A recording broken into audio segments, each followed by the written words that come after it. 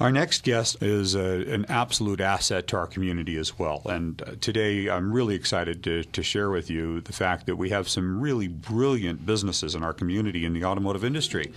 As a consumer, what our goal is to find and support those businesses. And our next guest has several under one location. Recently, I was visiting his shop and saw something being done in a brake system repair that precipitated this conversation today. I asked Rob McMullen, owner of RPM Automotive, along with several other businesses at the same location, to share that with us on our show today. Rob, welcome to the show. Good morning, Mitch. As I mentioned, I was in your shop and I was noticing something that you were doing that I can tell you as somebody that's been in this industry for over 3 decades, a lot of people leave that step out and is so critical to the quality of a brake system repair. I just wanted to start with the braking systems on a car and, start with what people should know about their braking system and whether or not it's operating properly. Well, Mitch, all the vehicles out today, newer vehicles, have what they call an anti-lock brake system. That's to actually control a vehicle in a skid or panic situation. And along with the foundation braking, which has been on vehicles since they started building them, the anti-lock systems have to be in working order along with the foundation brakes. A few things, about your brake systems. How they're operating, how does it feel, noises, a lot of different things can be an indicator that there's possibly a problem in your brake system. One of the things you might experience, especially after a long downhill descent and using the brakes most of the time on that downhill, you'll start to get a pulsation and feel that in the steering wheel, feel it in your braking foot, and also feel it in the chassis of the vehicle. That's an indicator that the brakes are overheating. And when the brake rotors themselves get overheated, the rotors will warp, and that warped rotor is what you're feeling when the pulsation is present. And when you have a warped rotor, not only are you getting a pulsation, but there's actually that pulsation is some breaks in the grip of the pad against the rotor. So it's gripped, not gripped, gripped, not gripped, and it can reduce or increase the braking distance as well. Is that correct? Absolutely. That's what we call rotor runout. That's the untrueness of the rotor itself. And as you described, it's touching, not touching, touching, not touching. So that will definitely affect the performance of your braking system. Well, and I think that the most common complaint you hear about braking systems, and this was what precipitated this conversation, is that one of the many things that go into a proper brake job is the biggest complaint you'll ever hear from consumers is grinding and squealing noises. So, and those are not, they don't have to be there. They don't. Oftentimes when you're hearing brakes squeaking or brakes grinding, sometimes it's inferior quality materials that have been installed on the vehicle. Not necessarily the case, with the new original equipment, but after brakes have been replaced once or twice, they may not have used the highest quality parts available for that brake job. And like anything, Mitch, if you pay a little bit more for quality, you're obviously going to get a product that is going to provide better service and less problems. Well, and a lot of times this percentage of increase is directly then translated to life expectancy, so it really doesn't cost any more per mile. Yeah, if you look at it that way, I mean, the less often you have to replace your brakes, the more money you'll be saving. Well, and then on top of that, to be able to have the proper components used that allow you to have that noise-free driving. But I really appreciate you taking the time to talk about a lot of that goes into the parts process.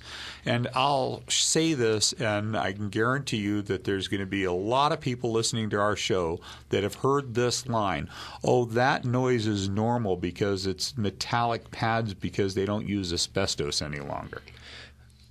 Obviously, in the industry, we've had to deal with the lack of asbestos. It was one of the best braking products ever invented, but we can't use that anymore for good reason. And there's no reason that any brake system should be squeaking, grinding, chattering. It's an indicator that there's a problem, an issue, a concern that needs to be addressed. And let's talk about some of the concerns. So, and I appreciate you taking the time to address the fact that there really is no reason for those noises if a proper brake job has been done. But let's talk about some of the warning lights that come on with the brake system, because there's a couple of them, not just one of them. One that you might see, it's usually a red light. It has either symbol of brakes or it'll say brake. That's a warning light. If that ever comes on your dash, you need to immediately have your brake system inspected. That's an indicator that it's seeing a problem in the system, and you should not continue to drive with that light on. One of the other lights that are included in the braking system is the anti-lock warning light. Most of them say anti-lock warning. In most vehicles, it's a yellow light, but could be a red light as well.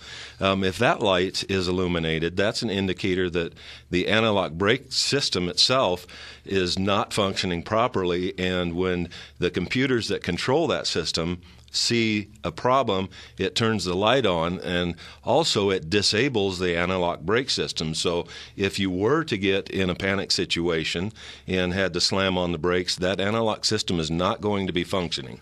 And thank you for saying that. That still the brake systems, normal braking systems would work, but the anti-lock would be disabled. That's correct, Mitch. On that light. And in most cases, isn't this the one that looks like a circle with a bunch of dashed lines around it? Yeah, they're in different configurations, but that's probably a popular one. And again, you started to mention a little bit about the anti-locks. They're a great addition to braking, and a lot of consumers that have, maybe it's their first car with them or they just bought one with it, when they first hit them, we talked about pulsations in the braking. We don't want them to confuse pulsations with just regular braking with the panic stop braking pulsations, because basically my understanding, and correct me if this is an incorrect way of describing it, is professional race car drivers were taught to pump their brakes to slow their speed down, because at 160 miles an hour, if you just jam on the brakes, the wheels come to a stop, but the tires can't hold that ground and the vehicle then goes into a slide. And professional race car drivers were taught to pump their brakes to reduce the vehicle speed from 160 to 150 to 140 and bring that speed down more quickly by pumping their brakes than initiating a slide. And what the anti-lock brakes do is they can pulse those brake systems at each wheel to keep them from locking up and causing a slide anywhere from 20 to a couple hundred times a second. Is that correct? That's exactly the way the analog brake system works, is in that panic stop when our natural reaction is just to jump on the brake pedal as hard as we can, and that if without the anti-lock, the vehicle is going to skid and go out of control.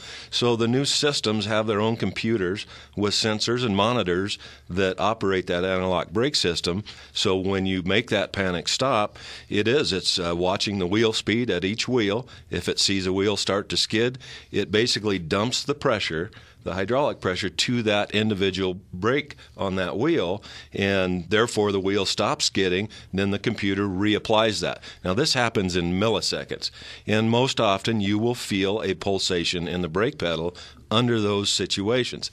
That's absolutely normal on a panic stop to feel your brake pedal actually pulse. And most often you'll hear a bit of a groan, and that's part of the anti-lock brake system working as well. Well, and there are some consumers, I think, that will appreciate that knowledge base, so thanks for sharing that. We just started to touch on this, and this is a big issue.